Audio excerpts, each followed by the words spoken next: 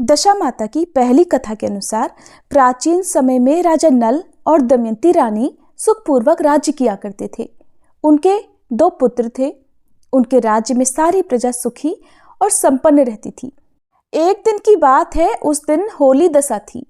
एक ब्राह्मणी राजा के महल में आई और राजा से कहने लगी, दशा माता का डोरा ले लो। बीच में दासी बोल उठी, रानी साहिबा, आज के दिन सभी सुहागिन महिलाएं दशा माता की पूजा और व्रत करती हैं और इस डोरे की पूजा करके गले में बांधती हैं, जिससे घर में सुख समृद्धि आती है। इसलिए रानी ने दासी के कहे अनुसार ब्राह्मणी से डोरा ले लिया और विधि अनुसार पूजा करके उस डोरे को गले में बांध लिया।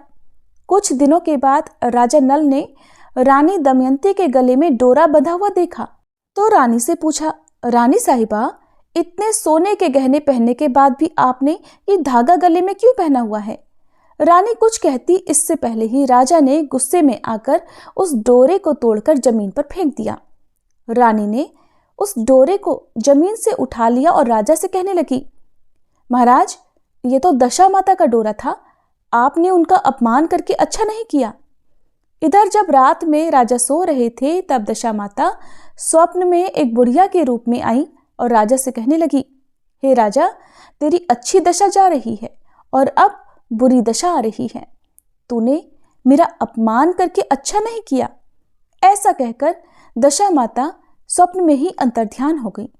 अब जैसे जैसे दिन बीतते गए वैसे ही वैसे कुछ दिनों में राजा के सारे ठाट बाट, हाथी घोड़े, लाव लश्कर, धन धान्य, सुख शांति सब कुछ नष्ट होने लगे। यहाँ तक कि अब भूखों मरने का समय आ गया। एक दिन राजा ने रानी दमयंती से कहा कि तुम अपने दोनों बच्चों को लेकर अपने मायके चली जाओ। रानी ने कहा, महाराज, मैं तो आपको छोड़कर कहीं नहीं जाऊंगी। जिस तरह आप रहेंगे उसी तरह मैं भी आपके साथ रहूंगी। तब राजा ने कहा, अपने देश को छोड़कर चलो दूसरे देश में चलते हैं, वहां पर जो भी काम मिल जाएगा वही काम कर लेंगे। इस प्रकार राजा और रानी देश छोड़कर चल दिए। चलते चलते रास्ते में भील राजा का महल दिखाई दिया। वहां राजा ने अपने दोनों बच्चों को अमानत के तौर पर छोड़ दिया। आगे बढ़े तो रास्ते में राजा के मित्र का गांव आया। राजा ने रानी से कहा, चलो हमारे मित्र के घर चलते हैं। मित्र के घर पहुंचने पर उनका खूब आदर सत्कार हुआ और उन्हें तरह तरह के पकवान बनाकर भोजन कराया गया। मित्र ने अपने शयन कक्ष में दोनों को सुलाया। उसी कमरे में मोर की आकृति की खूंटी पर मित्र की पत्नी का एक हीरो जड़ा कीमती हार टंगा हुआ था। आधी रात में रानी की नींद खुली तो उन्होंने देखा कि वह बेजान खूंटी हार को निगल रही है। ये देखकर रानी ने तुरंत राजा को जगाकर दिखाया और तब दोनों ने सोचा कि सुबह होने पर मित्र के पूछने पर वे क्या जवाब देंगे, इसलिए अभी यहाँ से चले जाना चाहिए। ये सोचकर राजा और रानी दोनों मध्यरात्रि को ही अपने मित्र के यहाँ से कहीं और के लिए चल दिए। सुबह होने पर मित्र की पत्नी ने खूंटी पर अपना हार देखा तो वहां पर हार नहीं था। तब उसने अपने पति को बुलाकर कहा कि तुम्हारे मित्र कैसे हैं जो मेरा हार चुराकर रात में ही भाग गए हैं। मित्र ने अपनी पत्नी को समझाया कि मेरा मित्र बिल्कुल भी ऐसा नहीं कर सकता, थोड़ा धीरज रखो, उसे चोर मत कहो। इधर आगे चलने पर राजा नल की बहन का गांव रास्ते में पड़ा। राजा ने बहन के घर में खबर भिजवाई कि तुम्हारे भाई भाभी आए हुए हैं। खबर देने वाले से बहन ने पूछा कि उनके हालचाल कैसे हैं। तब वह बोला कि दोनों अकेले हैं और पैदल ही आए हैं और बहुत दुखी हाल में हैं। इतनी बात सुनकर बहन थाली में प्याज और रोटी रखकर भैया भाभी से मिलने के लिए आई। राजा ने तो अपने हिस्से का खा लिया, किंतु रानी ने उसे जमीन में गाड़ दिया। अब वे आगे बढ़े तो चलते चलते रास्ते में एक नदी पड़ी। राजा ने नदी में से मछलियां निकालकर रानी से कहा कि रानी, तुम इन मछलियों को भूनो, मैं गांव में से परोसा लेकर आता हूं। गांव का नगर सेठ सभी लोगों को भोजन करा रहा था। राजा जब गांव में गया तो वहां से परोसा लेकर चल दिया। वह रास्ते में जा ही रहा था कि कहीं से उड़ती हुई एक चील आई और झपट्टा मारा तो राजा के हाथ से सारा भोजन धरती पर गिर पड़ा। राजा ने सोचा कि रानी सोचेगी कि राजा तो भोजन करके आ गया है और मेरे लिए कुछ भी नहीं लाया। उधर वह रानी जब मछलियां भून रही थी तो दुर्भाग्य से सारी मछलियां जीवित होकर वापस नदी में चली गईं। अब रानी उदास होकर सोचने लगी कि जब राजा आएंगे और पूछेंगे कि मछलियां कहाँ गई, तब मछलियों को ना देखकर वे तो यही सोचेंगे कि मैं सारी मछलियां खुद ही खा गई हूं। इधर जब राजा आए तो मन ही मन समझ गए और वे वहां से आगे चल पड़े। चलते चलते रानी के मायके का गांव आया। तब राजा कहने लगे कि तुम अपने मायके चली जाओ, वहां दासी का कोई भी काम कर लेना और मैं भी इसी गांव में कहीं नौकर बन जाऊंगा। इस प्रकार रानी महल में दासी का काम करने लगी और राजा एक तेली के घाने पर काम करने लगा। दोनों को काम करते करते बहुत दिन बीत गए। जब होली दशा का दिन आया तब सभी रानियों ने सिर धोकर स्नान किया। दासी ने भी स्नान किया। दासी ने रानियों का सिर गूंथा तो राजमाता ने कहा कि चलो मैं भी तेरा सिर गूंथ देती हूं। ऐसा कहकर राजमाता जब दासी का सिर गूंथ ही रही थी तब उन्होंने दासी के सिर में पद्म देखा। ये देखकर राजमाता की आंखें भर आईं और उनकी आंखों से आंसू की बूंदें टपक टपक कर गिरने लगी। आंसू जब दासी की पीठ पर गिरे तो दासी पूछने लगी, राजमाता आप रो क्यों रही हैं? तब राजमाता कहने लगी, तेरी जैसी मेरी भी बेटी है, उसके सिर में भी पद्म था और तेरे सिर में भी पद्म है। ये देखकर मुझे अपनी बेटी की याद आ गई। तब दासी कहने लगी, मैं ही आपकी बेटी हूँ। दशा माता के कोप से इस समय मेरे बहुत बुरे दिन चल रहे हैं, इसीलिए मैं सहायता मांगने के लिए यहाँ चली आई हूँ। माता ने कहा, बेटी फिर तूने ये बात हमसे क्यों छुपाई? दासी बनी रानी कहने लगी, माँ अगर मैं सब कुछ बता देती तो मेरे बुरे दिन नहीं कटते। आज मैं दशा माता का व्रत करूंगी और उनसे गलती की क्षमा याचना करूंगी। अब तो राजमाता ने अपनी बेटी से पूछा, अच्छा ये तो बताओ हमारे जमाई राजा कहाँ हैं? तब बेटी बोली, वो भी इसी गांव में किसी तेली के घर में काम कर रहे हैं। जब गांव में उनकी खोज कराई गई तो राजा मिल गए। फिर उन्हें भी महल में बुलवाया गया। जमाई राजा को स्नान कराया, नए वस्त्र पहनाए और पकवान बनाकर उन्हें भरपेट भोजन कराया गया। अब दशा माता के आशीर्वाद से राजा नल और दमयंती के अच्छे दिन लौट आए। कुछ दिन वहीं गुजारने के बाद दोनों ने अब अपने राज्य को जाने की बात कही। तब दमयंती के पिता ने खूब सारा धन, लाव, लश्कर, हाथी घोड़े आदि देकर बेटी दामाद को विदा कर दिया। रास्ते में वही जगह आई जहाँ रानी ने मछलियों को भूना था और राजा के हाथ से चील के झपट्टा मारने से सारा भोजन धरती पर गिर पड़ा था। तब राजा ने कहा कि रानी, तुमने सोचा होगा कि मैंने अकेले भोजन कर लिया होगा, लेकिन चील ने झपट्टा मारकर गिरा दिया था। तब रानी कहने लगी, महाराज जी आपने भी सोचा होगा कि मैंने मछलियां भूनकर सारी अकेले ही खा ली होंगी, लेकिन वे तो जिंदा होकर वापस नदी में ही चली गई थी। चलते चलते अब राजा की बहन का गांव आया। राजा ने बहन के यहाँ खबर भेजी। खबर देने वाले से पूछा कि उनके हालचाल कैसे हैं। उसने बताया कि वे तो बहुत अच्छी दशा में हैं, उनके साथ हाथी घोड़े लाव लश्कर हैं। ये सुनकर राजा की बहन मोतियों की थाल सजा कर लाई। तभी रानी दमयंती ने धरती माता से प्रार्थना की और कहने लगी, माँ आज मेरी अमानत मुझे वापस दे दो। ये कहकर उस जगह को खोदा जहां पर उसने रोटी और प्याज गाड़ दिया था। खोदने पर रोटी तो सोने की और प्याज चांदी का हो गया था। ये दोनों चीजें बहन की थाली में डाल दी और आगे चलने की तैयारी करने लगे। वहां से चलकर राजा अपने मित्र के घर पहुंचे। मित्र ने उनका पहले के समान ही खूब आदर सत्कार और सम्मान किया। रात में विश्राम करने के लिए उन्हें उसी शयन कक्ष में सुलाया गया।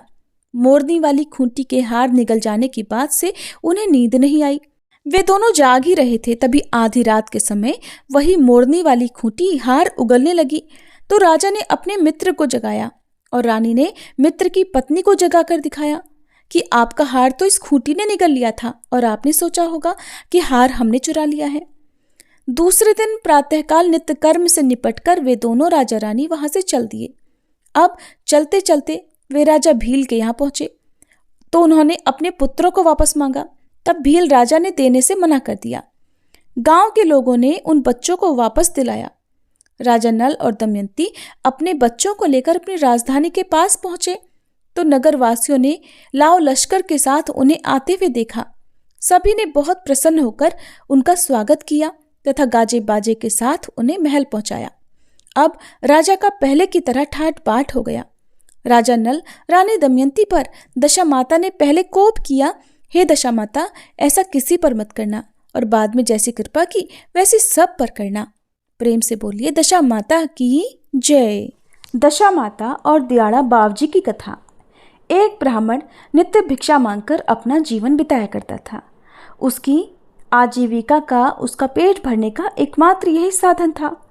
वह एक गांव में जाया करता और तब भी एक सेर बाजरी लाता, और 4 गांव में जाता तब भी एक सेर बाजरी ही लेकर आता। ऐसा करते करते बहुत दिन बीत गए। एक दिन ब्राह्मणी कहने लगी, पतिदेव, आप एक गांव में जाते हैं तब भी एक सेर बाजरी लाते हैं, और 4 गांव में जाते हैं तब भी एक सेर बाजरी लाते हैं। ऐसे कैसे काम चलेगा? अब तो बच्चे भी बड़े हो रहे हैं। आप थोड़ा आगे और क्यों नहीं जाते, जिससे कोई नई चीज़ मिले? ब्राह्मण को अपनी पत्नी की ये बात बिल्कुल ठीक लगी। दूसरे दिन जल्दी उठकर पत्नी ने खाना बनाकर ब्राह्मण देवता को दे दिया। अब वह ब्राह्मण जल्दी ही सुबह निकल गए। ब्राह्मण चलते गए, रास्ते में जंगल आ गया और उन्हें दान में कुछ नहीं मिला। आखिरकार थक हार कर वह एक मंदिर में पीपल के पेड़ के नीचे बैठ गए। साथ मिलाया हुआ खाना खाया। वहीं पास में ही माताजी और दियाड़ा बावजी चौपड़ पासा खेल रहे थे। माताजी ने कहा, हमारी जीत हार की साख कौन भरेगा? तो दियाड़ा बावजी ने पूछा, ये ब्राह्मण हमारी हार जीत की साख भरेगा क्या? तो ब्राह्मण ने हाँ कर दी और वह उनका खेल देखने लगा। ब्राह्मण ने सोचा, माताजी तो इतने सारे गहने पहनती हैं, तो इस हार जीत की साख भरने का कुछ न कुछ तो जरूर देंगी। मुझे माताजी को ही जिताना चाहिए। और ब्राह्मण देवता ने आखिरकार खेल खत्म हुआ तो कह दिया कि माताजी जीती हैं। अब तो माताजी ने प्रसन्न होकर ब्राह्मण को सोने की एक मुदड़ी दे दी। ब्राह्मण ने सोचा, अब तो घर जाना चाहिए, समय भी बहुत हो गया है। अब वह ब्राह्मण आज एक सेर भी बाजरी लेकर नहीं गया, बल्कि सोने की एक मुदड़ी लेकर गया। रास्ते में चलते चलते उसे जोर से प्यास लगी तो वह एक बावड़ी के पास जाकर रुक गया और मुदड़ी वहीं रखकर पानी पीने लगा। पानी पीकर देखा तो मुदड़ी तो वहाँ पर रखी नहीं थी। उस मुदड़ी को तो पानी में रहने वाली एक मछली ने निगल लिया था। ये देखकर ब्राह्मण को बड़ी चिंता हुई और वह बहुत दुखी हो गया। उदास मन से थका हारा अपने घर पर वापस आ गया। अब उसने सोचा कि आज तो पत्नी की बहुत डांट पड़ेगी। आते ही पत्नी ने पूछा, क्या लेकर आए हो? कुछ लाए हो क्या? ब्राह्मण ने ना में गर्दन हिला दी। ब्राह्मणी कहने लगी, अच्छा चिंता मत करो, कल फिर चले जाना, कल तो कुछ ना कुछ जरूर मिल जाएगा। ब्राह्मणी जल्दी उठी और ब्राह्मण के लिए पूड़ी बनाकर बांध दी। ब्राह्मण आज भी उसी मंदिर में गया और जाकर पीपल के पेड़ के नीचे बैठ गया। पूड़ी खाई। थोड़ी देर बाद देखा तो वही माताजी और दियाड़ा बावजी चौपड़ पासा खेल रहे थे। माताजी ने कहा, हमारी हार जीत की साख कौन भरेगा? तो दियाड़ा बावजी ने पूछा, ब्राह्मण हमारी हार जीत की साख भरेगा क्या? तो आज भी ब्राह्मण ने हाँ भर ली और खेल देखने लगा। उसने सोचा, माताजी ने कल तो सोने की अंगूठी दी थी, वो तो खो गई। हो सकता है माताजी आज भी तो कुछ देंगी। मुझे माताजी को ही जिताना चाहिए।